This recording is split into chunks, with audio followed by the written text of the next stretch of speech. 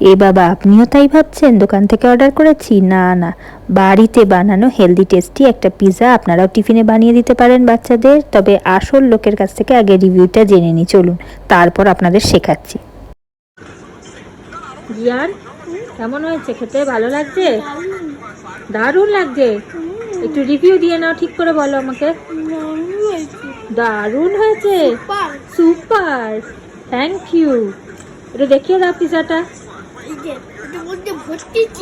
ভর্তি চিজ। তাহলে আবার করব পরে।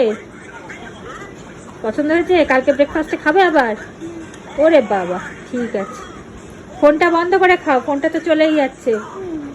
ভীষণ সিম্পল। ময়দার রুটিটার বদলে আমি একটা আলুকে গ্রেট করে এক্সেস জলটা ফেলে দিয়েছি, আর বাইন্ডিংয়ের জন্য একটা ডিম ফাটিয়ে তার সাথে মেখে একটা অমলেটের মতো এপিট ওপিট ভেজে নিয়ে ব্যাস, কোনো ব্যাপারই না। তার উপর একটুখানি চিজ, টমেটো, পেঁয়াজ, ক্যাপসিকাম যা আছে দিয়ে নিন। ব্যাস একটু গলে গলে গেলে টমেটোটা, চিজটা, ব্যাস রেডি, তৈরি হয়ে গেছে।